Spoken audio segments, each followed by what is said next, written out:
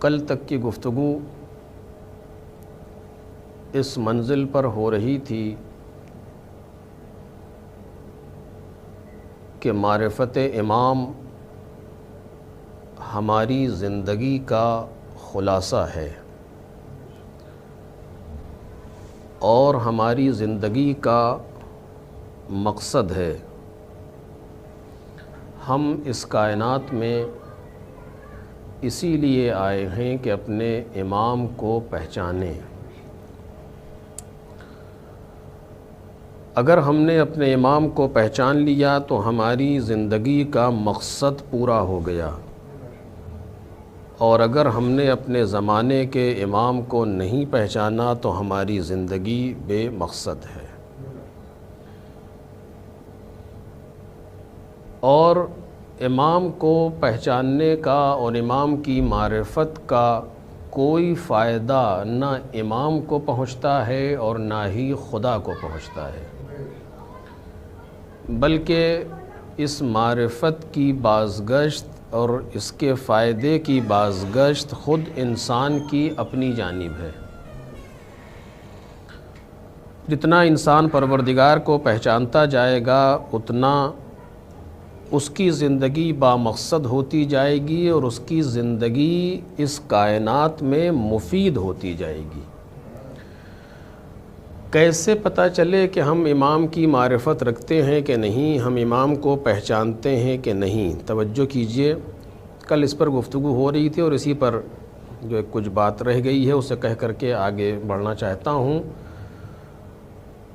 بات امام کی معرفت کی ہے، توجہ چاہتا ہوں۔ چونکہ سرکار سید الشہداء نے معرفت اللہ کے جواب میں فرمایا کہ معرفت اہل کل زمان امامہم، ہر زمانے کے لوگوں کا اپنے زمانے کے امام کو پہچاننا، امام کو پہچاننا۔ نام نہیں لیا، جس وقت یہ بات کہہ رہے ہیں اس وقت خود امام ہیں۔ یہ نہیں کہہ رہے کہ تمہاری معرفت جو مجھ سے ہے یہ خدا کی معرفت ہے، مجھ کو پہچانو تاکہ خدا کو پہچانو، یا مجھ کو پہچاننا خدا کو پہچاننا نہیں۔ بات کو اپنی طرف نہیں لا رہے کہ تاکہ میری شخصیت تمہارے ذہن میں آئے، نہیں، بات وہ نہیں ہے۔ سرکار سید الشہداء اگر یہ بھی کہہ دیتے کہ میری معرفت، اس وقت چونکہ جب فرما رہے ہیں تو خود امام ہیں، اگر کہتے کہ میری معرفت یعنی خدا کی معرفت، بات مکمل تھی، کوئی اس میں حرج نہیں ہے۔ لیکن امام لفظ دے رہے ہیں کہ معرفت اہل کل زمان امامہم، یعنی مجھے بھی اگر پہچانتے ہو تو علی ابن ابی طالب کے بیٹے جناب سیدہ کے لخت جگر پیغمبر کے نواسے کی حیثیت سے نہ پہچانو، مجھے امام کی حیثیت سے پہچانو۔ توجہ کریں، دونوں چیزوں میں فرق ہے۔ کسی پیاسے کو پہچاننا اور ہے، کسی عزیز مردہ کو پہچاننا اور ہے، کسی مظلوم کو پہچاننا اور ہے، امام کو پہچاننا اور ہے۔ اور یہ ایک مکمل بحث ہے جو ہونی چاہیے کہ فرزند رسول کو ہم اگر کربلا کے میدان میں دیکھ رہے ہیں تو صرف ایک بھوکے اور پیاسے اور مظلوم اور ستم دیدہ اس طرح سے نہیں، امام کی حیثیت سے دیکھیں۔ اسی لیے آپ نے جو فرمایا تو لفظیں چونکہ امام کی منتخب لفظیں ہیں، لہٰذا ضروری ہے کہ ہم لفظوں پر غور کریں۔ اگر کوئی مجھ جیسا انسان بول رہا ہو تو الفاظ کی میں اتنی اہمیت کا ہونا ضروری نہیں ہے، لیکن اگر امام گفتگو کر رہا ہو تو امام کے لبوں پر آنے والی لفظیں بھی نپی تلی اور مشیت پروردگار کے مطابق ہوتی ہیں۔ ہر زمانے کے لوگوں کا اپنے وقت کے امام کو پہچاننا۔ جب لفظ امام کہہ دیا یعنی اب اس ذات کو جب تم دیکھ رہے ہو تو امام کی حیثیت سے دیکھو۔ امام کسے کہتے ہیں؟ بس توجہ کیجئے گا، امام کسے کہتے ہیں؟ خود سرکار سید الشہداء نے آگے بڑھ کے گفتگو کی، یعنی امام کی تعریف کرائی، امام کی صفت بتائی، کیا کہ الذی یجب علیہم طاعتہ، امام کے جس کی اطاعت ان پر واجب ہے۔ پہچانا آپ نے کہ جن کی اطاعت ان پر واجب ہے، یعنی امام کو اس حیثیت سے پہچاننا کہ یہ ہمارے اوپر واجب الاطاعہ ہیں۔ اب جتنی انسان اطاعت کرتا جائے گا اتنی ہی معرفت سامنے آتی چلی جائے گی. اگر یہ دیکھنا ہے کہ کون امام کو کتنا پہچانتا ہے تو یہ دیکھو کہ کون امام کی کتنی اطاعت کرتا ہے. ایک صلوات پڑھ دے محمد اور آل محمد.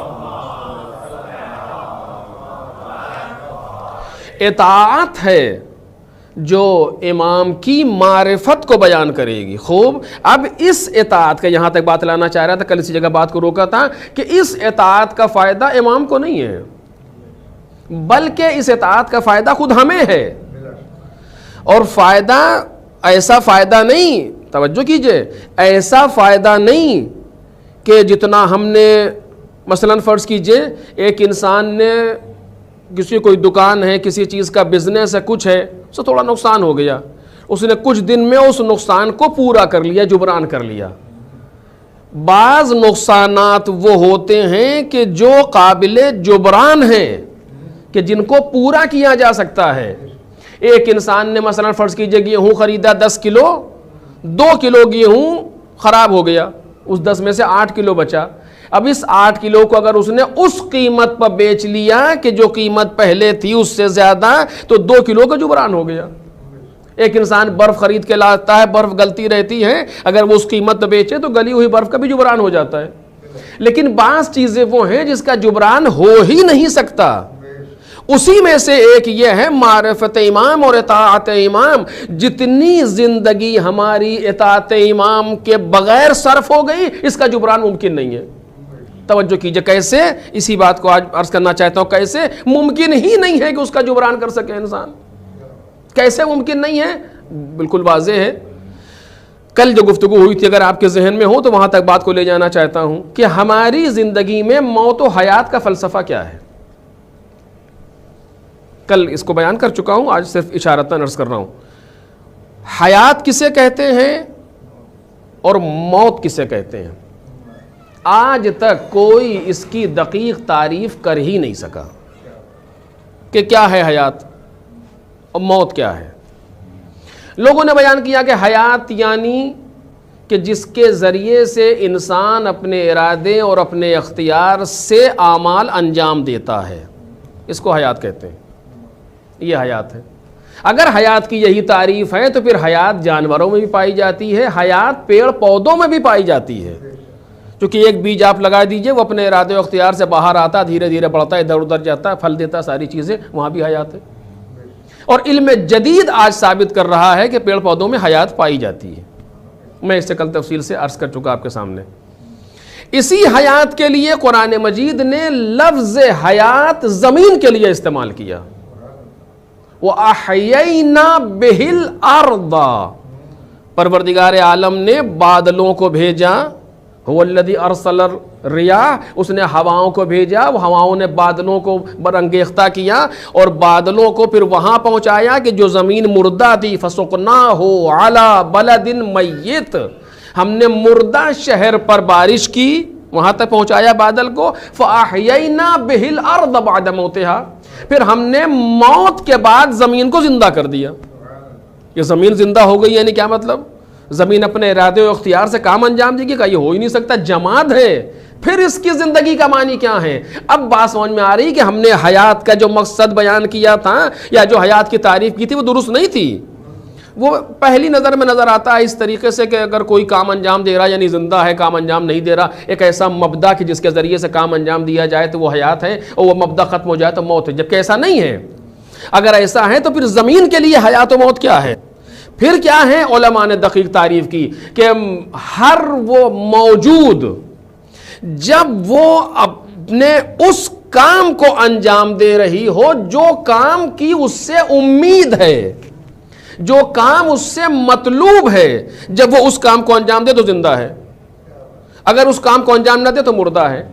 زمین سے کیا چیز مطلوب ہے؟ زمین سے یہ چیز مطلوب ہے کہ اس سے درخت اگے، اس پر اگر بیج بو دیا جائے تو وہ اگے، پودا باہر آئے، یہ زمین سے مطلوب ہے. جب یہ کام ہو رہا ہے تو زمین زندہ ہے، اور اگر یہ کام نہ ہو رہا ہو تو زمین مردہ ہے. قرآن مجید نے کہا زندہ ہو، یعنی حیات کا تعلق اس چیز سے ہے، تبھی جماد کے لیے بھی حیات آ رہی ہے. اب اگر ہر چیز کا تعلق اس کے اس اثر سے ہے کہ جس کے لیے اسے بنایا گیا، تو اب حیات صرف مخصوص انسان سے نہیں ہے، بلکہ حیات ہر چیز میں حیات دیکھی جائے گی۔ کوئی عمل آپ انجام دے رہے ہیں، یہ عمل حیات رکھتا ہے یا موت کا دیکھنا یہ ہے کہ اس عمل کا اثر کب تک جاری ہے۔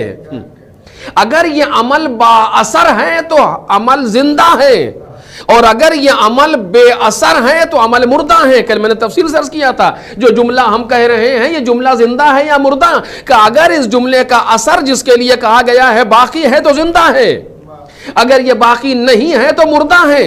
کل اس کو کہہ چکا ہوں، اسی کی دلیل آج پیش کرنا چاہتا تھا۔ خوب انسان کب زندہ ہے؟ کہ جس چیز کے لیے انسان کو بنایا گیا اگر وہ اثر ظاہر ہے تو زندہ ہے، اور اگر وہ اثر ظاہر نہیں ہے تو مر گیا۔ ہمیں لگ رہا ہے کہ زندہ ہے، چونکہ ہم زندگی کو دنیا میں دیکھتے ہیں، موت کو دنیا کے بعد دیکھتے ہیں۔ کہ یہ فلسفہ غلط ہے زندگی اور موت کا۔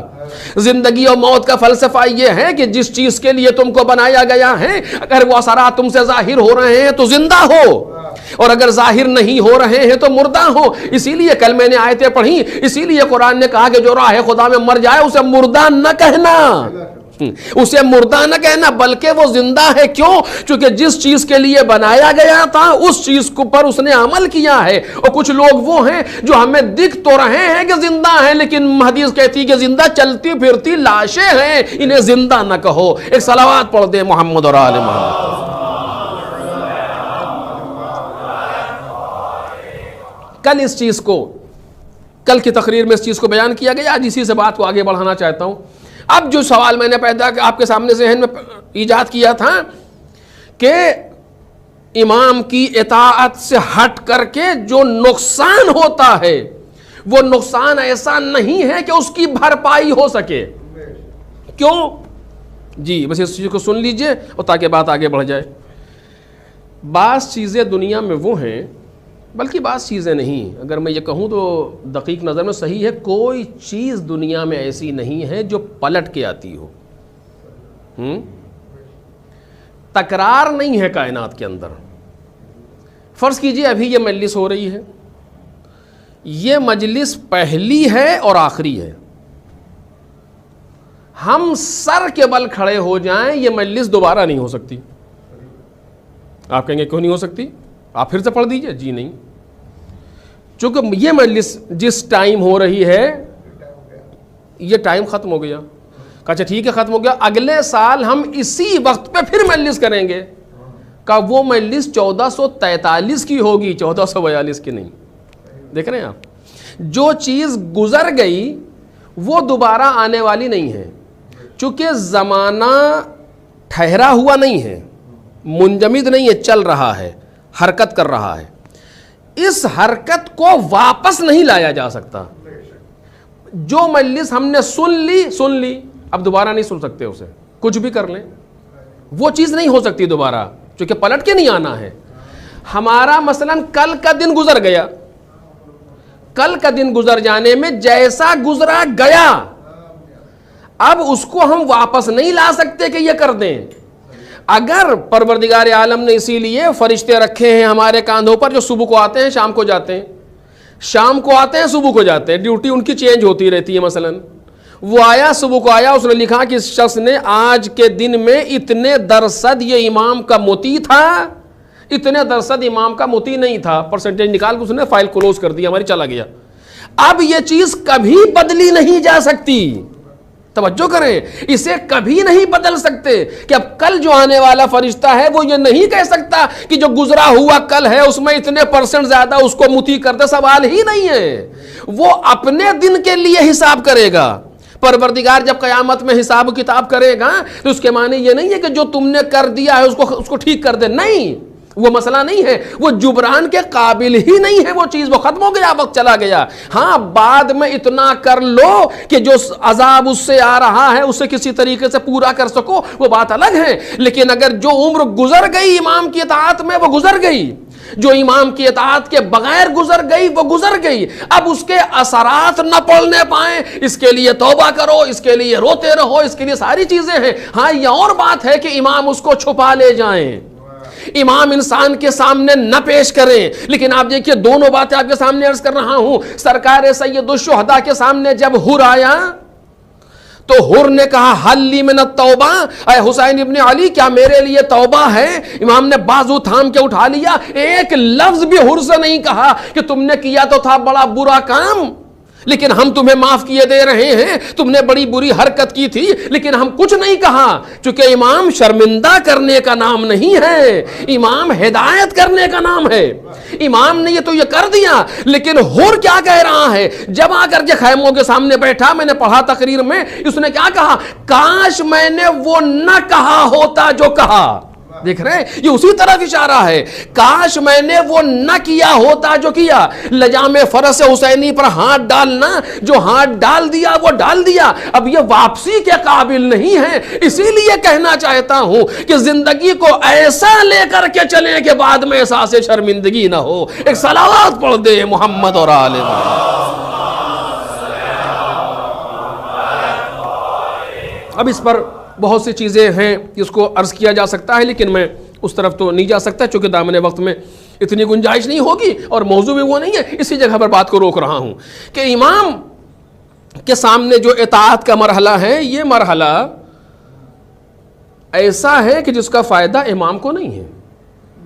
پوری کائنات امام کی مطیع ہو جائے انہیں کوئی فرق نہیں پڑتا. پوری کائنات امام سے روگردانی کر لے انہیں کوئی فرق نہیں پڑتا. دیکھ رہے ہیں آپ، میں نے ایک بار کہی تھی یہ بات، غالباً ان نشروں میں نہیں کہی ہے لیکن آپ کے سامنے آج کہہ دے رہا ہوں چونکہ موضوع بات آ رہی. بعض کام انسان ایسے کرتا ہے، مجھے حیرت ہے کم از کم اگر اس کے پاس دین و ایمان نہیں ہے تو عقل تو ہونی چاہیے، کم از کم اس کو تو سوچے. جیسے سید الشہداء نے کہا تھا کہ جب لوگ خیموں کی طرف جا رہے تو کہا یا شیعۃ آل ابی سفیان ان لم یکن لکم دین وانتم لا تخافون الموت فکونوا احرارا فی دنیاکم. اگر تمہارے پاس دین و ایمان نہیں ہے کہ نہیں ہے تو کم از کم آزاد رہو دنیا میں. آپ دیکھیے مثلا ہمارے 4 اماموں کے روضوں کو ڈھا دیا گیا. آپ سب جانتے ہیں کہ وہ کہاں ہے. 4 امام دفن ہیں، دوسرے امام، چوتھے امام، 5ویں امام، 6ٹھے امام. ان کی قبریں آج زیر آسمان ہیں، سب جانتے ہیں، کوئی ایسی چیز نہیں ہے. روزے ان کے مسمار کر دیے گئے. سوچ کے بتائیے کہ اس کا نقصان کسے ہوا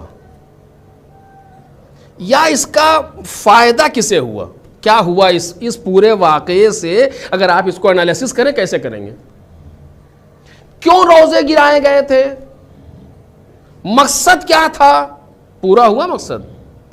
آیا روزوں کے ڈھا دینے سے اماموں کی فضیلت میں کوئی کمی آ گئی؟ سوال ہی نہیں. مثلا آج امام رضا سلام اللہ علیہ کا روزہ اتنا بڑا حرم ہے کہ جو دنیا میں جتنے روزے معصومین کے سب اس کے اندر سما جائیں گے. تو کیا مطلب یہ ہے کہ یہ امام اس اعتبار سے با فضیلت زیادہ ہے ان کی اور دوسروں کی کم ہے؟ ایسا نہیں ہے. اچھا اس سے ہٹ کر کے جو بات کہنا چاہتا ہوں اس پر توجہ کیجئے. جو دشمن جہاں غلطی کرتا ہے، ہمارا دشمن جس جگہ پر غلطی کرتا ہے وہ عجیب بات ہے. اسی لیے معصوم نے کہا تھا خدا کا شکر ہے جس نے ہمارے دشمنوں کو احمق بنایا ہے. یہ حماقت ہی تو ہے، یہ احمق ہے. کیوں؟ اس نے روزے کیوں ڈھائے؟ مثلا کہ اگر ہم روزوں کو مسمار کر دیں گے تو اس کے ذریعے سے چاہنے والوں کے ہاں کمی آ جائے گی. آئی کمی؟ بھئی آج کون سا ایسا چاہنے والا ہے ماہل بیت کا جو یہ کہے کہ مثلا ان 4 اماموں کی نہیں، ان کے تو روزے نہیں ہیں، ہم ادھر جا رہے ہیں؟ سوال ہی نہیں پیدا ہوا. اب آپ بتائیے فائدہ کیا ہوا؟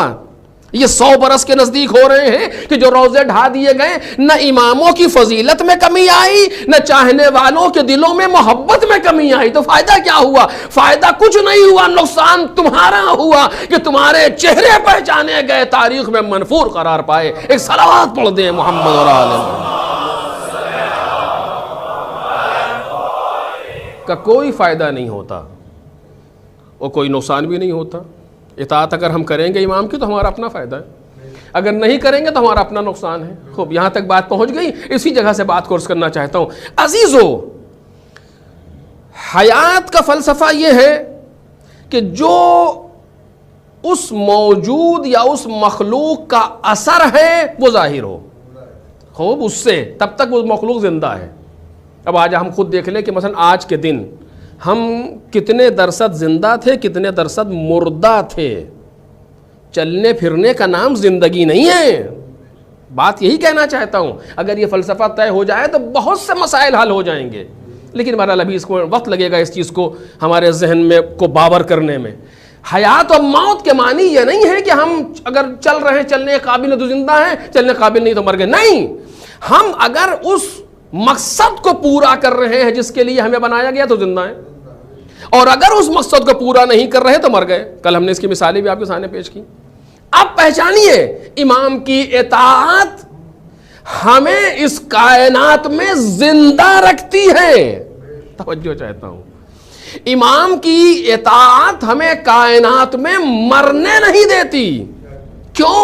چونکہ حیات کا تعلق کہاں سے ہے؟ حیات، ساری حیات کا دار و مدار ذات باری تعالیٰ پر ہے. اس کے علاوہ کوئی کائنات میں بالذات زندہ نہیں ہے.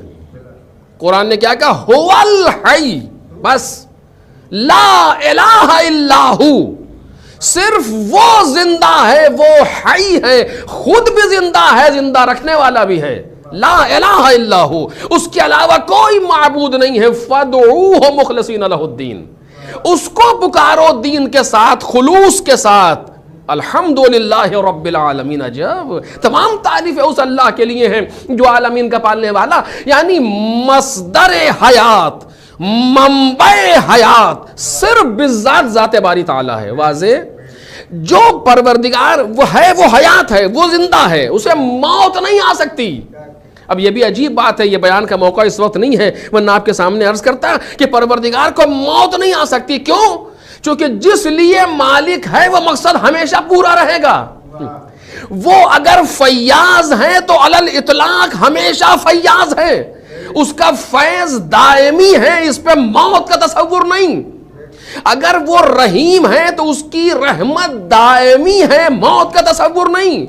اگر وہ کریم ہے تو اس کا کرم بے نہایت ہے، موت کا تصور نہیں. اس کے سارے فضائل، اس کی ساری چیزیں بے نہایت ہیں، لہذا موت کا تصور نہیں پیدا ہوتا.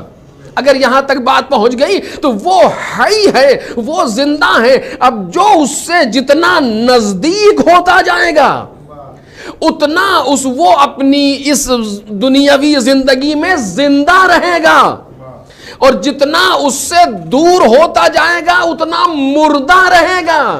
ممکن ہے کھا رہا ہو مگر مردہ ہے، ممکن ہے چل رہا ہو مگر مردہ ہے، ممکن ہے بیوی بچے رکھتا ہو مگر مردہ ہے چونکہ خدا سے دور ہے، ممکن ہے کہ دنیا میں سانس لے رہا ہو مگر مردہ ہے. لیکن اگر خدا کے ساتھ ہے تو ممکن ہے دنیا میں نہ ہو مگر زندہ ہے. کیوں؟ اس لیے خدا موت و حیات کا فلسفہ بدل گیا. خدا کے ساتھ ہے. خدا نے کیا کہا کہ میں ایک چھپا ہوا خزانہ تھا، میں نے چاہا کہ میں پہچانا جاؤں تو میں نے ایک مخلوق کو پیدا کیا تاکہ میں پہچانا جاؤں. کنت کنزا مخفیا فاحببت ان اعرف فخلقت الخلق لکی اعرف. اب یہ مخلوق جو کائنات میں آئی ہے اگر یہ مجھے پہچان رہی ہے تو مقصد کو پورا کر رہی ہے، مقصد کو پورا نہیں کر رہی یعنی زندہ ہے. عجیب بات ہے، یعنی زندہ ہے، اور اگر اس مقصد سے ہٹ گئی یعنی مردہ ہے. مردہ ہے یعنی کیا؟ ہونا نہ ہونا برابر ہیں. آپ اٹھا کے تاریخ میں دیکھیں کتنے ایسے اس دنیا میں آئے کہ پتہ نہ چلا کب آئے کب گئے. کیوں ہے؟ چونکہ مردہ آئے مردہ ہی چلے گئے. لیکن کچھ لوگ ایسے تاریخ میں آئے کہ جو آئے تب بھی بااثر رہے، تب بھی بااثر چلے گئے، تب بھی بااثر رہے. ایک صلوات پڑھ دیں محمد اور آل.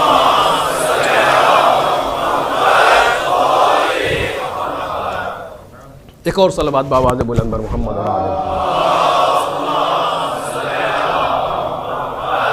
اب حیات و موت کا فلسفہ یہ ہے معرفت کے اعتبار سے کہ انسان جتنا قریب ہوتا جائے گا اس مبدأ حیات سے اتنا اپنی زندگی میں حیات کو ایجاد کرے گا. ہر لمحہ حیات ہے. اب یہ خود ایک بہت طویل، بہت ہی دلچسپ موضوع ہے کہ جسے بیان ہونا چاہیے. بہت دلچسپ موضوع ہے جسے بیان ہونا چاہیے. لیکن بہرحال اب قرآن مجید نے کیا کہا جو میں کل دلیل کے طور پر دینا چاہ رہا تھا. عجیب بات ہے، آپ توجہ کریں. قرآن نے کہا کہ یا ایھا الذین آمنو، استجیبوا للہ وللرسول اذا دعاکم لما یحییکم. عجیب بات ہے. اے ایمان لانے والو اللہ اور رسول کی بات پر لبیک کہو. استجیبوا للہ جواب دو انہیں. اذا دعاکم جب یہ تمہیں بلاتے ہیں. لما یحییکم تمہاری حیات کے لیے. عجیب بات ہے یہ. قرآن مجید کیا ہے سورہ انفال کی, اور آیت کا شان نزول کیا ہے؟ جنگ ہے. میدان جنگ کے لیے بلا رہے ہیں, جہاد کے لیے بلا رہے ہیں. اور قرآن کہہ رہا ہے اذا دعاکم لما یحییکم جب یہ تمہیں بلاتے ہیں حیات کے لیے. ظاہراً تو موت نظر آ رہی تھی. کہ اسی کو تو سمجھانا چاہتے ہیں کہ موت کے معنی قتل ہو جانا نہیں ہے. اذا دعاکم لما یحییکم ان کو جواب دو. اس کا مطلب یہ ہے جب اللہ بلائے گا تو جب اللہ کی طرف جاؤ گے تو اس میں تمہاری حیات ہوگی. جب رسول بلائیں گے اور رسول کی طرف جاؤ گے تو تمہاری حیات ہوگی.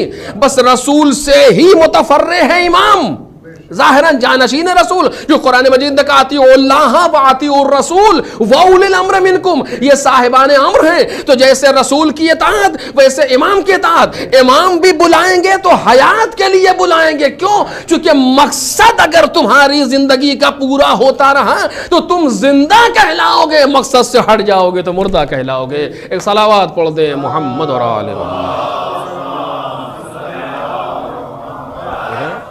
کہ انسان اگر اس مقصد پر چل رہا ہے تو زندہ ہے, اور اگر مقصد پر نہیں ہے تو مر گیا. یہ موت و حیات کا فلسفہ ہے قرآن مجید سے. تبھی قرآن نے زمین کو زندہ کہا. اب مقصد کیا ہے؟ کہ مقصد کون بتائے گا سوائے قرآن مجید کے؟ مقصد کون بتائے گا سوائے معصومین اور پیغمبر کے؟ یہ ہے مقصد کو بیان کرنے والے. استجیبوا للہ وللرسول اذا دعاکم لما یحییکم. اب لوگوں نے توجیحات کرنا شروع کی کہ نہیں, اس حیات سے مراد یہ ہے کہ ان کا کام جی نہیں. اصلا حیات کی تعریف آپ نے غلط کی ہے. دنیا میں رہنے کا نام حیات سمجھتے ہیں, دنیا سے جانے کا نام موت سمجھتے ہیں. ایسا نہیں ہے, یہ تصور غلط ہے. بلکہ دنیا میں رہ کر کے بھی انسان مر سکتا ہے, دنیا سے جا کر بھی انسان جی سکتا ہے. عجیب ہے. خدا کون قرآن کہہ رہا ہے. میں نے کل آپ کے سامنے آیت پڑھی, خبردار انہیں مردہ کہنا نہیں, خبردار انہیں مردہ گمان نہ کرنا. بل احیاء, یہ زندہ ہیں. تو کیسے زندہ ہیں؟ دنیا سے چلے گئے. کہ دنیا سے جانے کا نام موت تھوڑی ہے. یہ عجیب فلسفہ, کاش ہماری سمجھ میں آ جائے. دنیا سے جانے کا نام موت نہیں ہے. میں ذرا سے رک کر کے عرض کر رہا ہوں, ہم نے 2 جگہ بنائی ہیں. 2 جگہ, جیسے ہوتا ہے نا کہ آپ کو بلایا کسی نے تو 2 کمروں میں رکھا جاتا ہے. ایک کمرے میں پڑھایا جاتا ہے, ایک کمرے میں امتحان لیا جاتا ہے. اسے کلاس روم کہتے ہیں, اسے ایگزام روم کہتے ہیں. دونوں الگ الگ ہوتے ہیں.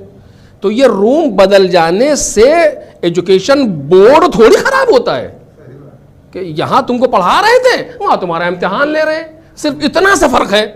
اس کو ادھر سے ادھر کرنے میں ایجوکیشن بورڈ پر کوئی اثر نہیں آتا. پروردگار عالم نے بھی 2 کمرے بنائے. ایک کمرے میں تمہیں پڑھائیں گے, دوسرے کمرے میں تمہارا امتحان لیں گے. تو اس کو موت سے کیوں تعبیر کر رہے ہو؟ یہ دنیا جو ہے یہ زندگی کی جگہ نہیں ہے. قرآن نے زندگی کی جگہ کہا ہی نہیں. دنیا نے اسے کھیل و تماشا کہا ہے. وہ جگہ جو ہے اس کو زندگی کی جگہ کہا ہے. یعنی یہاں رہنے کا نام حیات نہیں, وہاں جانے کا نام موت نہیں, بلکہ یہاں بھی رہو گے تو وہی بات ہے, جو وہاں رہو گے تو وہی بات ہے. اگر یہاں رہو گے مقصد پر تو زندہ رہو گے, اگر وہاں بھی بے مقصد ہو تو وہاں مردہ ہو. توجہ کریں, زندگی اور حیات کا فلسفہ کچھ دوسرا ہے. ہمارے ذہن میں یہ فٹ ہو گیا ہے کہ دنیا میں رہنے کا نام موت ہے, یہاں سے چلے حیات ہے, یہاں سے جانے کا نام موت کا. ایسا نہیں ہے. دنیا میں رہ کر بھی مر سکتے ہو, دنیا سے جا کر بھی زندہ رہ سکتے ہو, چونکہ 2 جگہ ہیں. اسی لیے اردو ادب نے کہا تھا اس کو انتقال. انتقال کے نام مانے فنا نہیں ہے, یہاں سے وہاں منتقل ہو گئے ہو, ایک ہی حقیقت ہے. ایک صلوات پڑھ دے محمد اور آل محمد.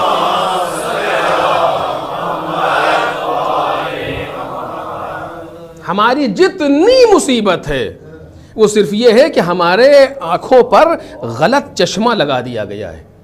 میں نے پہلے بھی ایسا ہی مثال دی تھی, مذاق میں دی تھی, شوخی میں, اور جبکہ بات حقیقت تھی, لیکن آج پھر آپ کے سامنے کہہ دے رہا ہوں کہ مثلاً ہم نے بچپن میں دیکھا کہ جانوروں کے اوپر آنکھ پر وہ ایک ہرا چشمہ لگا دیتے تھے, تو ان کو جانوروں کو ساری گھاس پھر ہری دکھتی تھی, تو وہ سوکھی گھاس بھی ہری سمجھ کے کھا جاتا تھا. وہی ہمارے ساتھ بھی کچھ ہوا ہے. کچھ ایسے چشمے لگا دیے گئے ہیں کہ ہمیں سوائے دنیا کے کچھ دکھ ہی نہیں رہا. ہم صرف اسی کو دیکھ رہے ہیں, بس یہی زندگی ہے اور یہی سب کچھ ہے, یہی لوٹ لو, یہی مار لو, سب یہی چل رہا ہے. لیکن اگر یہ چشمہ ہٹا دیا جائے اور کائنات ہمیں نظر آنے لگے جو پیغمبر کی اور ائمہ کی دعاؤں میں ہے, اللہم ارنی الاشیاء کما ہی, پروردگار ہمیں چیزوں کو ویسے دکھا دے جیسے ہیں. توجہ کیجئے گا, ہمیں چیزوں کو ویسے دکھا دے جیسے ہیں, تب ہمیں سمجھ میں آئے گا کہ دنیا کسے کہتے ہیں اور آخرت کسے کہتے ہیں. ایک صلوات پڑھ دیں محمد اور آل.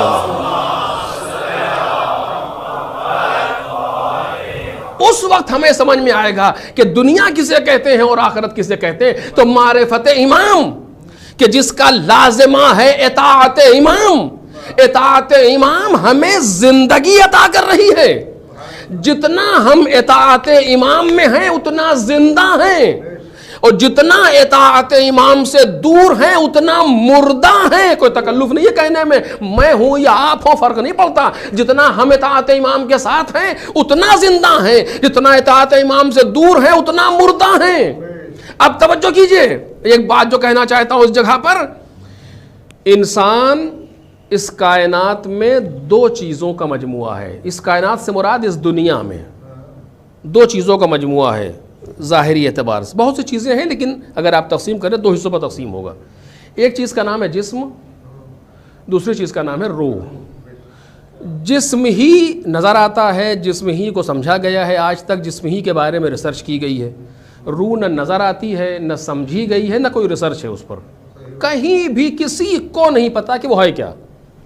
کسی نے بھی آج تک نہیں بیان کیا کہ روح کی ڈیفینیشن کیا ہے, مثلا روح کسے کہتے ہیں, کوئی بھی نہیں جانتا اس کے سلسلے میں. آپ اٹھا کے دیکھیں, قرآن مجید نے بیان کیا یہ امر الہی ہے, اس سے زیادہ کچھ نہیں کہا قرآن نے. یہ امر پروردگار ہے, مطلب مجھے اس سے بحث نہیں ہے کہ وہ کیا ہے, امر پروردگار ہے. روح, پیغمبر یہ آپ سے سوال کرتے ہیں یسألونک عن الروح, قل, آپ ان سے کہہ دیجئے الروح من امر ربی, روح ہمارے پروردگار کا ایک امر ہے. خوب بات ختم ہو گئی. وما اوتیتم من العلم الا قلیلا, تمہیں علم ہی کہاں دیا گیا مگر بہت کم. کہاں چلے آئے پوچھنے کے لیے روح کے بارے میں مثلا, یہ بھی آپ کو اس کے بارے میں سمجھ میں نہیں آ سکتا. میں نے مثال دی تھی, اب بات آئیے تو دوبارہ کہہ دوں, آپ کے اوپر بار نہ ہو کہ مثلا کوئی بچہ, ایک 5ویں کلاس کا بچہ آ کر کے آپ سے یہ پوچھے کہ بابا ذرا ایٹم بم کی تھیوری بتائیے, ایٹم بم کسے کہتے ہیں, آپ اسے کیا بتائیں گے؟ وہ نہ الیکٹران سمجھتا ہے, نہ پروٹون سمجھتا ہے, نہ نیوٹران سمجھتا ہے, اسے کچھ نہیں پتا. آپ اسے کیا کہیں گے؟ آپ کہیں گے بیٹا ایٹم بم وہ ہوتا ہے کہ جو مثلا شہروں کو تباہ کر دیتا ہے. ہاں, تمہارے پاس ابھی علم بہت کم ہے. یہ علم بہت کم کیوں کہہ رہے ہیں؟ توہین کرنے کے لیے نہیں, بلکہ اس ایٹم بم کی حقیقت اس کو سمجھانے کے لیے کہ جتنا تمہارے پاس علم ہے اتنے میں تم ایٹم بم کو نہیں سمجھ سکتے. ابھی جب پڑھو گے تو ممکن ہے بنا لو ایٹم بم, وہ ایک الگ موضوع ہے, لیکن ابھی سمجھ نہیں سکتے. قرآن مجید نے کیا کہا کہ قل الروح من امر ربی, یہ امر رب ہے, پروردگار کے امر میں سے ہے. تمہارے پاس علم بہت کم ہے. یعنی کیوں یہ علم بہت کم ہے؟ انسان کی توہین کرنے کے لیے نہیں کہہ رہا قرآن, بلکہ روح کی حقیقت کو بیان کرنے کے لیے کہہ رہا ہے کہ جو روح کی حقیقت ہے اس کو تم اتنے علم میں نہیں سمجھ سکتے. اور اب ایک لطیف بات جو کہنا چاہتا ہوں, توجہ کیجئے گا, یہ قرآن مجید نے صرف اسی وقت نہیں کہا تھا, قرآن آج بھی یہی کہہ رہا ہے. آج اس 2000 میں بھی قرآن, 2020 میں قرآن یہی کہہ رہا ہے, 1442 ہجری میں قرآن یہی کہہ رہا ہے کیا کہ وما اوتیتم من العلم الا قلیلا, تمہیں علم ہی کہاں دیا. یعنی جتنے علم میں تم آسمانوں میں اڑ گئے, جہاز بنا لیا, ہیلی کاپٹر بنا لیا, میزائل بنا لی, اور دریاؤں کے اندر اتر گئے, اور کمپیوٹر بنا, نہ جانے کیا کیا بنا لیا, یہ سب کچھ کر لیا, مگر روح کو نہیں سمجھ سکتے چونکہ روح امر پروردگار ہے. اب ظاہر سی بات ہے کہ جب انسان امر کو نہیں سمجھ سکتا تو جو صاحبان امر ہے انہیں کیا سمجھے گا. ایک صلوات پڑھ دیں محمد. جو صاحبان امر ہیں, صاحبان امر کون؟ اولی الامر, اطیعوا اللہ و اطیعوا الرسول و اولی الامر منکم، اللہ کی اطاعت کرو، رسول کی اطاعت کرو، اور اولو الامر صاحبان امر، جو صاحبان امر پروردگار ہیں ان کو نہیں سمجھ سکتا. یعنی روح جو منبع حیات ہے انسان کے اندر، بس آخری مرحلے پہ گفتگو ہے، جو منبع حیات ہے انسان کے اندر، اگر روح کا رشتہ اس جسم سے ختم ہو جائے تو جسم بیکار ہو گیا. بھئی آپ بتائیے اس ہاتھ، یہ ہاتھ کب تک زندہ ہے؟ کہ جب تک یہ وہ کام کر رہا ہے کہ جو کام جس کے لیے اسے بنایا گیا، پکڑنا، یہ کام ہاتھ کا ہے. یہ پیر کب تک زندگی ہے اس میں؟ کہ جب تک یہ چل رہے ہیں. اور یہ سارے اعمال جو ہاتھ پیر سے صادر ہو رہے ہیں، اعضاء و جوارح سے، یہ کس کی وجہ سے صادر ہو رہے ہیں؟ کہ روح کی وجہ سے. اگر روح کا رشتہ ان سے ختم ہو جائے تو یہ سب ختم ہو جائیں گے. یہ بدن کہ جو 60 70 80 برس سے بالکل اسی طریقے سے چل رہا ہے کہ اس میں نہ بو آ رہی ہے نہ کوئی خرابی پیدا ہو رہی ہے، 2 گھنٹے رکھ دیجئے باہر، روح کے بغیر تو بدبو آنے لگتی ہے. کون سی چیز تھی جو اسے سالم رکھے ہوئے تھی؟ روح. یعنی منبع حیات اس کائنات میں بدن نہیں ہے.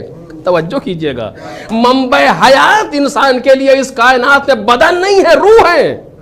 اور روح وہ ہے کہ جس کو فنا نہیں ہے، روح وہ ہے کہ جو باقی رہنے والی ہے. جب ایجاد ہو گئی تو اب فنا نہیں ہوگی، بدن ختم ہو جائے گا لیکن روح ختم نہیں ہوگی. اب توجہ کیجئے، روح ختم نہیں ہوگی. اب جب میں کہہ رہا ہوں کہ مقصد پر اگر کوئی چیز لگ جائے تو پھر ختم نہیں ہوتی، اگر اطاعت امام انسان کی روح میں اتر جائے تو پھر یہ وہ کیفیت ہے کہ جس کو فنا نہیں ہے، جسے موت نہیں ہے. دنیا بدن کو مار کے سمجھتی ہے کہ اطاعت ختم ہو گئی، لیکن امام کی اطاعت جب روح میں اتر جائے تو اسے کوئی ختم نہیں کر سکتا. ایک صلوات پڑھ دے محمد اور آلہ. یہ ایک مرحلہ ہے، اور اس پر اور بھی چیزیں ہیں کہ جو انشاءاللہ بعد میں اگر وقت رہا تو عرض کروں گا آپ کے سامنے کہ یہ روح کی منزل ہے کہ جو چیز روح میں آ گئی پھر اسے فنا نہیں ہے. کیوں؟ چونکہ روح منبع حیات ہے، روح ہی ہے کہ جس کی وجہ سے بدن زندہ ہے، جس کی وجہ سے سارے کام انجام دیے جا رہے ہیں. اور وہ اگر متصل ہو جائے امام سے تو سارے مسائل ختم ہو گئے. پھر تو کوئی چیزیں نہیں ہے. اب یہاں پر کچھ چیزیں ہیں لیکن اس کے لیے کچھ مقدمات ضروری ہیں، لہذا نہیں کہہ پا رہا ہوں. ورنہ آپ دیکھیے اگر ایک انسان نے کوئی نیک کام کیا ہے تو کتنے سال کیا ہے؟ آپ کہیں گے 60 سال 70 سال 100 سال. بس جزا اسے کتنی مل رہی ہے؟ ہمیشہ. تو قرآن نے کیا کہا؟ ہم فیہا خالدون، ہمیشہ جنت میں رہیں گے. عجیب. اچھا جزا چھوڑ دیجئے، اگر کسی انسان نے برائی کی ہے تو کئی سال کی ہے؟ جب تک زندہ رہا وہی 60 70 سال. جزا کتنی ہے؟ ہمیشہ. قیامت میں جہنم میں ہم فیہا خالدون. یہ آخر کیوں ہوا؟ ایک ملعون انسان، مثلا فرعون جیسا انسان، نمرود جیسا انسان، حامان جیسا انسان، جس نے ظلم کیا تو ایک محدود زمانے میں کیا نا. تو جب ظلم محدود ہے تو جزا بھی محدود ہونی چاہیے. جزا ہمیشہ کے لیے ہے. یہ ایسا کیوں ہوا؟ اچھا سزا میں تو یہ بات زیادہ واضح ہے. ادھر سے آپ مشکل نہیں ہے. اگر پروردگار عالم انعام دینا چاہتا اس کی مرضی، جتنا چاہے دے. وہ محدود پر لامحدود انعام دے رہا، بحث نہیں ہے. لیکن سزا نہیں دے سکتا لامحدود، چونکہ وہ عادل ہے. جتنا اس نے کہا جتنا گناہ کرو گے اتنا ہی دوں گا، اس سے زیادہ نہیں ہے گناہ کے لیے. تو جب اس سے زیادہ نہیں ہے تو اس نے تو گناہ محدود کیے تھے، تو یہ اس کے لیے سزا کیوں لامحدود ہے؟ یہ فلسفہ جسم سے طے ہی نہیں ہو سکتا. توجہ کیجئے گا، یہ فلسفہ جسم سے طے ہی نہیں ہو سکتا. جو آپ 60 70 سال کہہ رہے ہیں یہی غلط ہے. 60 70 سال انسان نہیں زندہ رہا، جسم زندہ رہا ہے. وہ ظلم اس کی روح میں اتر گیا تھا کہ جب تک رہے گا وہ کام انجام دے گا. روح آج بھی موجود ہے اور اسی طرح سے سزا مل رہی ہے. صلوات پڑھ دے محمد اور آلہ. بس عزیزو اس مرحلے پر آ کر کے کیا استجیبوا للہ وللرسول اذا دعاکم لما یحییکم، جب تمہیں بلاتے ہیں حیات کے لیے. یعنی ان کی دعوت میں حیات ہے. دیکھ رہے فائدہ کس کو مل رہا ہے؟ ہمیں.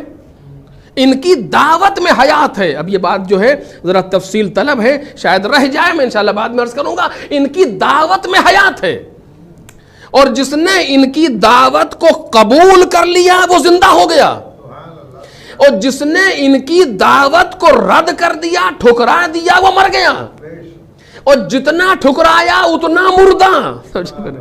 لہذا کچھ لوگ وہ ہیں جو اپنی پوری عمر زندہ رہے, کچھ لوگ وہ ہیں جو عمر کا آدھا حصہ زندہ رہے, کچھ لوگ وہ ہیں کہ جو عمر کا کچھ حصہ زندہ رہے. اب یہ ہمارے اختیار میں ہے, جتنا ہم زندہ رہنا چاہتے اتنا ان کے پاس ان کی دعوت پر لبیک کہتے چلے جائیں. بس میں اپنی آخری منزل پر آ رہا ہوں اسی جگہ پر کہ یہ وہ ہیں جو منبع حیات ہے, اور ان کی دعوت پر لبیک کہنا ہی حیات ہے. بس جملہ توجہ کیجئے گا. کیوں؟ اس لیے کہ ان میں سے کوئی ایک بھی ایسا نہیں ہے جو اپنی طرف بلاتا ہو, کوئی آپ کو نظر نہیں آئے گا. سب نے تدعون الی اللہ زیارت جامعہ, کہ آپ وہ ہیں جو اللہ کی طرف بلاتے ہیں, یعنی خود بھی متصل ہیں اس منبع حیات سے, اس حی علی الاطلاق سے. هو الحی, خدا زندہ ہے, اور یہ بلاتے ہیں خدا کی طرف, اور جتنی چیزیں خدا سے وابستہ ہو جائیں ان میں حیات ہے, انہی میں بقا ہے. آپ دیکھیں واللہ خیر و ابقا, پروردگار خیر ہے اور باقی رہنے والا ہے, چونکہ حیات اسی کے پاس ہے. ما عند اللہ خیر و ابقا, جو اللہ کے نزدیک ہے وہی, جو اللہ کے پاس ہے وہی خیر ہے, وہی باقی رہنے والا ہے. ما عندکم ینفد وما عند اللہ باق, جو اللہ کے پاس ہے وہ باقی رہے گا, جو تمہارے پاس ہے وہ فنا ہو جائے گا. یہ تو سب قرآن کہہ رہا ہے کہ جو تم نے اپنے پاس رکھا ہے وہ فنا ہو جائے گا, جو تم نے اللہ کے پاس رکھا ہے وہ باقی رہے گا. بالکل جیسے آپ دیکھیں کہ آپ نے گھر میں کوئی چیز رکھی تھی, اپنا دولت رکھی تھی, چور آیا لے گیا, ختم ہو گئی. لیکن اگر آپ نے بینک میں رکھ دی ہے تو جمع ہے, باقی رہنے والی ہے. اسی طریقے سے جو چیز خدا کے پاس رکھی وہ باقی, جو اپنے پاس رکھی وہ دنیا کے چور لے گئے, شیطان لے گیا, دنیا لے گئی, نفس لے گیا. یہ تین چور تو کم از کم ہیں, ہر انسان کے پاس یہ تین چور ملعون تو موجود ہی ہیں, ایک شیطان, ایک دنیا, ایک اس کا نفس, اور تینوں کو قرآن مجید کہہ رہا ہے یہ تین چور تو ہیں جو ساری چیزیں چورا رہے ہیں. لیکن اگر ان تین چوروں سے کسی کو بچانا ہے تو ایک خدا کے پاس رکھو, وہاں جب چیز پہنچ جائے گی تو پھر اسے کوئی نہیں چورا سکتا, وہ ہمیشہ باقی رہے گی, وہ چیز ہمیشہ باقی رہے گی. اب خدا کے پاس رکھنے کا مطلب نہیں ہے اپنی حیات کو اگر پروردگار عالم کی طرف انسان نے ڈائیورٹ کر دیا, اگر اپنی حیات کا فلیش اور اپنی حیات کا سگنل خدا کی طرف لگ جائے تو پھر اب انسان مرتا نہیں ہے کبھی. دنیا میں قتل تو ہوتا ہے لیکن مرتا نہیں ہے. اگر یہی فلسفہ سمجھ میں آ جائے انسان کو, توجہ کیجئے گا, یہی فلسفہ سمجھ میں آ جائے کہ ان کے ساتھ رہیں گے تو زندہ رہیں گے, ان سے دور ہوں گے تو مر جائیں گے. اب توجہ کیجئے, میں کیسے عرض کروں آپ کے سامنے کہ امام حسین سلام اللہ علیہ نے, عجیب بات ہے, یہ بات اس جگہ کی نہیں تھی لیکن میں جلدی سے کہہ دے رہا ہوں. شب عاشور امام حسین نے کہا کہ دیکھو کل روز جنگ ہے, الفاظ میرے ہیں اور یہ سب میرے خون کے پیاسے ہیں, میں تم کو رخصت دے رہا ہوں, آزاد کر رہا ہوں, جس کا جہاں جی چاہے چلا جائے. یہ رخصت ہے میری طرف سے تم پر بیعت نہیں ہے, لا زمام علیکم, ہم تمہارے بیعت اٹھائے لے رہے ہیں, چلے جاؤ. یہ جب جملہ سنا لوگوں نے تو آپ سوچیں کیا کیفیت ہوگی. جو بیچارے کوئی مدینے سے آیا ہے, کوئی مکے سے آیا ہے, امام کی محبت میں اس طریقے سے بالکل پروانے کی طرح امام کے چاروں طرف ہے, آپ کہنے چلے جاؤ. کیا ہو گیا, کوئی غلطی ہو گئی, کوئی گستاخی ہو گئی, سب سناٹے میں ہیں. توجہ کیجئے, جو مختار کہہ رہا ہے بالکل خاموش, خیمے کے اندر سناٹا چھا گیا امام کے اس جملے سے. اب اس میں بہت سی چیزیں امام نے کیوں کہا مجھے اس سے بحث نہیں ہے, کبھی اور انشاءاللہ. اس سکوت کو کس نے توڑا؟ جناب عباس سلام اللہ علیہ. سب سے پہلے جناب عباس بولے, ان سے پہلے کوئی نہیں بولا. کسی میں ہمت نہیں تھی کہ جو بول سکے. امام نے پوچھا کہ مولا لما نفعل ذالک, یہ کام ہم کیوں کریں؟ کون سا کام؟ کہ چھوڑ کے چلے جائیں. لما نفعل ذالک, یہ کام ہم کیوں کریں؟ لنبقى بعدک, تاکہ آپ کے بعد باقی رہیں. لا ارانا اللہ ذالک اليوم, خدا ہمیں وہ دن نہ دکھائے. یعنی جناب عباس سلام اللہ علیہ کے جملے نے بتا دیا کہ آپ کے بعد باقی رہیں. یعنی کیا مطلب؟ یعنی آپ کے بعد باقی نہیں رہا جا سکتا. یعنی جناب عباس کا جملہ بتا رہا ہے کہ آپ کے ساتھ رہنے میں حیات ہے, آپ کے ساتھ رہنے میں بقا ہے, آپ سے دور جانے میں موت ہے اور فنا ہے. ایک صلوات پڑھیں محمد اور آل محمد. ان کے ساتھ ہے تو باقی ہے. اور آپ سمجھ رہے ہیں کہ اگر یہاں قتل ہو جائیں گے تو ہمیں موت آ جائے گی؟ سوال ہی نہیں. جناب عباس سلام اللہ علیہ کے جملہ بتا رہا ہے کہ آپ کے علاوہ آپ انہیں لنبقى ذالک, لنبقى بعدک, کہ ہم باقی رہیں, یعنی باقی نہیں رہ سکتے آپ کے بغیر. اسی لیے بعض علماء نے کہا, اس چیز کو لکھا اہل دل نے, کہ اگر جناب عباس سلام اللہ علیہ سے پہلے امام حسین شہید ہو جاتے تو عباس تڑپ کے مر جاتے اس کائنات میں. اس دنیا میں باقی ہی نہیں رہ سکتے تھے جناب عباس سلام اللہ علیہ, کہ اگر امام حسین ان سے پہلے شہید ہو جاتے. جیسے جناب زینب کے لیے یہی کیفیت ہے, جب امام حسین خیمے سے چلے ہیں جناب زینب تحمل نہیں ہو رہا ہے, بلکہ اعجاز امامت سے قلب زینب پر اشارہ کرنا پڑا امام حسین سلام اللہ علیہ کو. یہ عجیب انشاءاللہ شب عاشور یا اس میں موقع پر عرض کروں گا. ان کے ساتھ رہنے میں حیات ہے, ان سے دور جانے میں موت ہے. اسے ہمیں محسوس, میرے عزیزو یہ خطابت نہیں ہے, ممبر سے بیٹھ کے کہنا بہت آسان ہے, اپنی زندگی میں اس چیز کو عملی کرنا مشکل ہے. کہ ہم یہ سمجھیں کہ ہم کچھ بھی کر رہے ہیں, مجلس پڑھ رہے ہیں, اگر امام کے ساتھ پڑھ رہے ہیں تو مجلس زندہ ہے, اگر امام سے ہٹ کے پڑھ رہے ہیں تو مجلس مردہ ہے.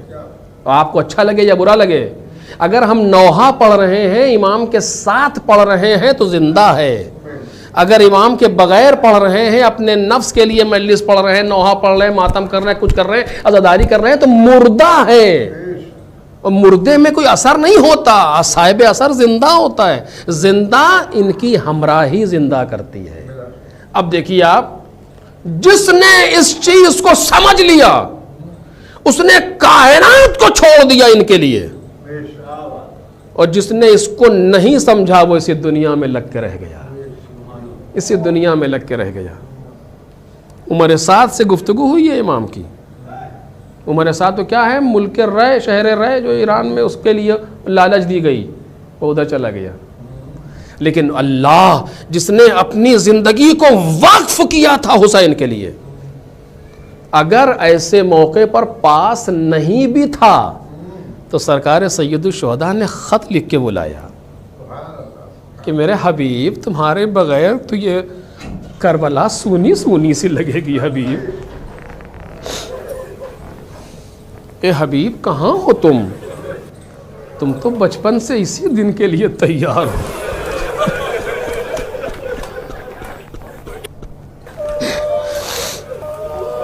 حبیب تم تو بچپن سے اسی دن کے لیے تیار ہوئے تھے. حبیب کہاں ہو تمہارے بغیر یہ ایسا لگ رہا ہے جیسے ہوتا نا جب دوست کو یاد کر رہا ہو. ایک حبیب کو یاد کر رہا ہے. سنا ہے نا واقعہ, آپ نے ذہن میں ہوگا آپ کے. مظاہر نے علیہ الرحمہ مولائے کائنات کی دعوت کی. امام حسین ساتھ میں ہیں اپنے بابا کے. جناب حبیب کا بچپنا ہے, کوٹھے پر چڑھے ہوئے راستہ دیکھ رہے ہیں آنے کا. اچانک دیکھا کہ مولائے کائنات تشریف لا رہے, اتنی تیزی سے اترے کہ پیر پھسلا, سر کے بل زمین پر آئے. انتقال ہو گیا جناب حبیب کا. مظاہر نے, گھر والوں نے لاش کو لپیٹ کر رکھ دیا کہ مولائے کائنات دعوت پہ آ رہے ہیں, ایسا نہ ہو کہ دعوت.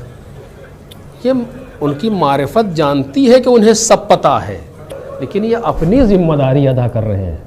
دسترخوان لگا دیا, بیٹھ گئے, بولا بسم اللہ. امام حسین نے کہا چچا مظاہر, میرا دوست حبیب,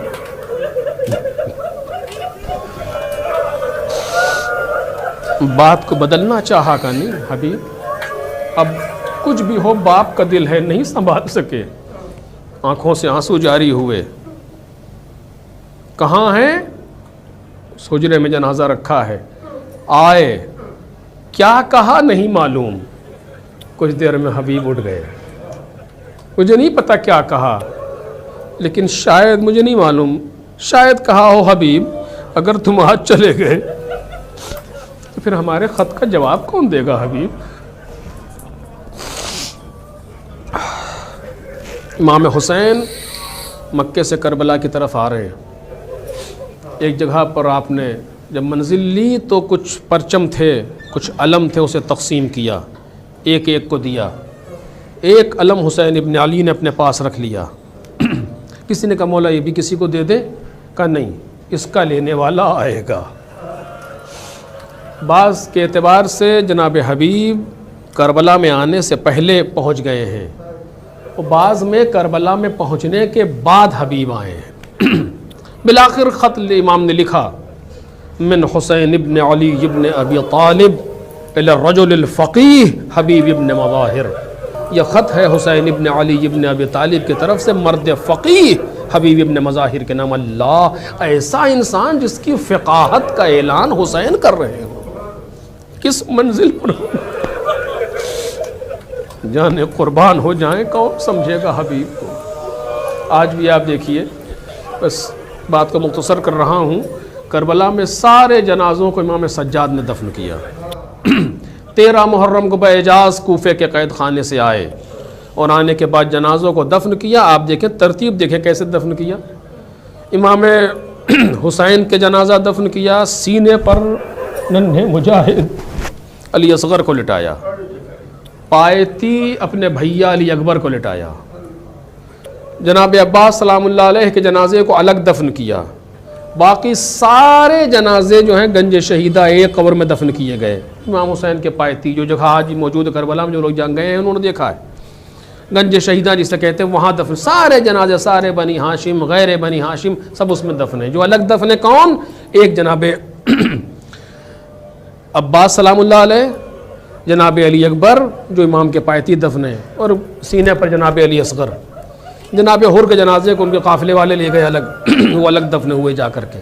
لیکن اسی اثنا میں جناب حبیب کو امام حسین، امام سجاد نے سب کے ساتھ دفن نہیں کیا، بلکہ جناب حبیب کو الگ دفن کیا۔ کہاں دفن کیا؟ امام حسین جہاں قتل کیے گئے اور جہاں دفن کیے گئے اس کے بیچ میں۔ عجیب ہے، آج بھی جب کوئی حسین ابن علی کے روضے میں جاتا ہے تو بائیں طرف پہلے حبیب نظر آتے ہیں۔ ایسا لگ رہا ہے جیسے کوئی خادم آج بھی اپنے آقا کی خدمت کے لیے دروازے پر حاضر ہے۔ الگ دفن کیا، یہ مقام جناب حبیب کا۔ خط لکھا، خط لے کر کے لکھ کر کے چلنے والا گیا، جناب حبیب گھر میں موجود ہیں، دق الباب کیا، کون؟ کانا برید الحسین۔ بس اتنا سننا تھا کہ دوڑ کے حبیب باہر آئے۔ کیا لائے ہو؟ کا خط لایا ہوں۔ نکال کے خط دیا، دیکھا، تحریر کو پہچانا، چوما، آنکھوں سے لگایا، چاک کیا لفافے کو، اندر خط کو نکالا، پڑھنا شروع کیا، پڑھتے جاتے ہیں، روتے جاتے۔ اے حبیب، تم سے بہتر پیغمبر سے ہماری نسبت کو کون پہچانے گا؟ حبیب، ہم آج دشمنوں میں گھر رہے ہیں، ہماری مدد کے لیے آؤ۔ مدد ان کو نہیں چاہیے، یہ انعام دے رہے ہیں حبیب کو بنا میں مدد۔ آؤ۔ خط کو پڑھا، آنسو کو پوچھا، گھر کے اندر آئے۔ زوجہ نے پوچھا کیا ہوا؟ کس کا خط آیا؟ کا مولا کا خط ہے، کیا لکھا ہے؟ کا بتایا کہ یہ لکھا ہے۔ کا پھر سر جھکائے کیوں ہو؟ کیا سوچ رہے ہو؟ کا مجھے تیرا خیال آ رہا ہے، جو مقتل کے جملے ہیں۔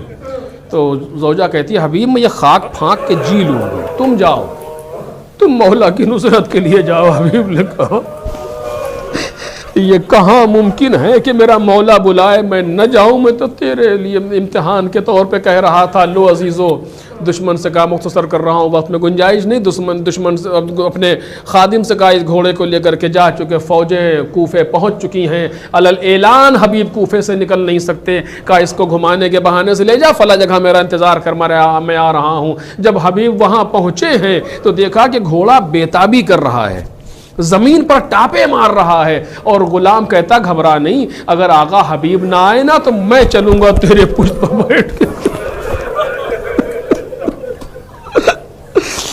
دل پھٹ گیا حبیب کا، ہائے کیسا وقت آ گیا کہ غلام بھی جان دینے کے لیے آمادہ ہیں۔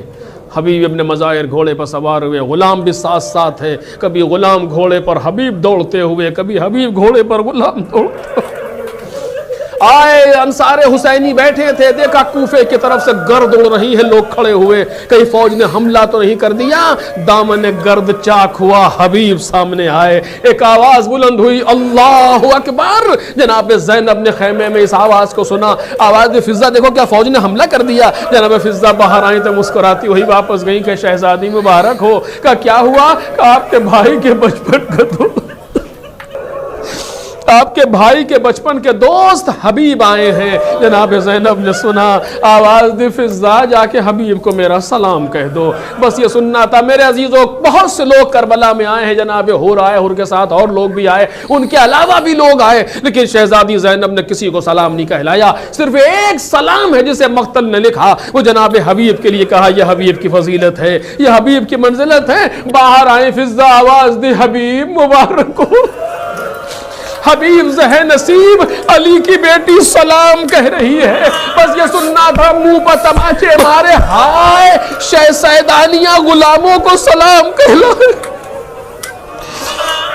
اے حبیب تم سے جناب زینب کا سلام برداشت نہ ہوا، رے کوفے میں آ کے دیکھو یہی سیدانی ہے، ہاتھ پسے گردن بندھے ہوئے آ گئے حبیب۔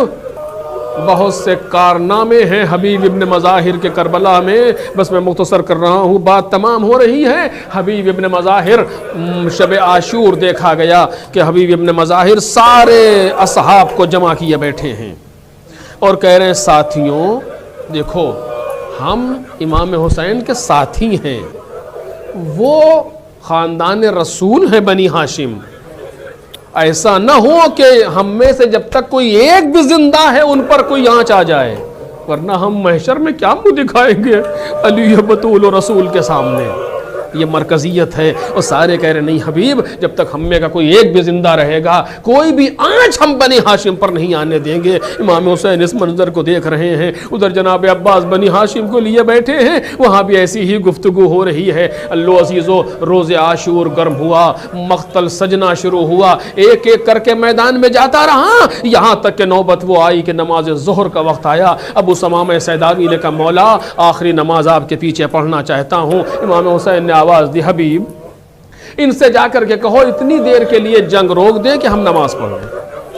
حبیب آئے، آنے کے بعد گفتگو کی، وہ جواب ملا ادھر سے کہ جو حبیب برداشت نہ کر سکے، اور میں کہہ نہیں سکتا ہوں کیا جواب ملا ہی، زبان ساتھ نہیں دیتی، اگر آپ جواب سے سمجھ لیں تو سمجھ لیں۔ آواز دی او ملعون کیا تیری نماز قبول ہوگی اور تو حسین کی نماز پہ گفتگو کر رہا ہے؟ واپس آئے، کہا آقا آپ نماز پڑھیے، ہم دشمنوں کو دیکھتے ہیں۔ میدان جنگ میں نماز کا طریقہ بھی یہی ہوتا ہے، کچھ لوگ جا کر کے لڑیں اور کچھ لوگ نماز پڑھیں، اس کے بعد جو پڑھ رہے تھے نماز وہ جا کر کے لڑیں، جو لڑ رہے تھے وہ آ کر کے نماز پڑھیں۔ حبیب نے کہا ہم نماز پڑھا، ہم جنگ کرتے ہیں، دشمنوں کو دیکھتے ہیں، آپ نماز پڑھیں۔ حسین ابن علی نے نماز تمام کی، ادھر سعید و زہیر گرے اور ادھر مقتل سے حبیب کی آواز آئی، جناب مولا کائنات اپنے دوست کے لاشے پر ایسا لگ رہا دوبارہ آ رہے ہیں، ایک بار بچپن میں گئے تھے، عجب نہیں سارا منظر حسین کی نظروں میں پھر جائے۔ ایک دن وہ تھا جب یہ بچپن کا ساتھی دنیا سے گزرا تھا، لیکن آج حبیب ہمیشہ کے لیے دنیا سے جا رہے ہیں۔ آئے دیکھا حبیب کام، حبیب زمین پر ایڑیاں رگڑ رہے ہیں، بیٹھ گئے آ کر کے، آواز دی للہ درک یا حبیب، اے حبیب خدا تم پر رحمت نازل کرے، کنتا رجلا فاضلا تم ایک مرد فاضل تھے، تختم القرآن فی لیلۃ واحدہ تم ایک رات میں پورے قرآن کی تلاوت کیا کرتے تھے۔ لو عزیز و حبیب کا جنازہ لے کر کے آئے، مقتل خاموش ہو گیا، بس ایک جملہ کہہ رہا ہوں مجلس تمام ہو گئی۔ راوی کہتا ہے میں نے دیکھا کہ جیسے جیسے حسین عصر سے قریب ہوتے جا رہے تھے ویسے ویسے چہرہ کھلتا جا رہا تھا، چہرے پر خوشی کے آثار محسوس ہو رہے تھے، اور چہرہ حسین ابن علی کا جب خنجر کے نیچے آئے ہیں تو چاند کی طرح چمک رہا تھا، کوئی بھی غم کے آثار نہیں، کوئی بھی گھبراہٹ اور بے چینی اور اضطراب کے آثار نہیں، لیکن اسی درمیان 2 مرتبہ جھٹکا لگا حسین ابن علی کو، اور ایسا لگا جیسے حسین ٹوٹ سے گئے۔ وہ پہلا مرحلہ کون تھا کہ جب حبیب گھوڑے سے استفہام ہو گئی، جب حبیب گھوڑے سے گرے تو راوی لکھتا فبان الانکسار فی وجہ الحسین، حسین کے چہرے پر آثار شکستگی آ گئے، جسے لگ رہا تھا ٹوٹ گئے ہم مولا۔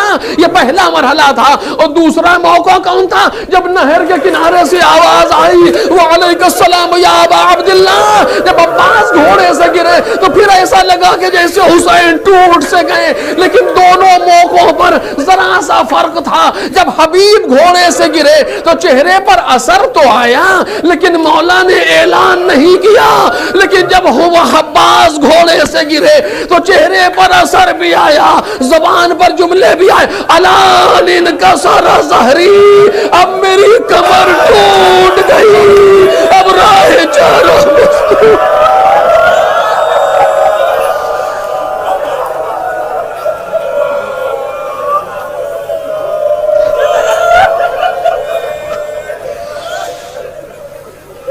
سيعلم الذين ظلموا أي منقلب ينقلبون ألا لعنة الله على القوم الظالمين إنا لله وإنا إليه راجعون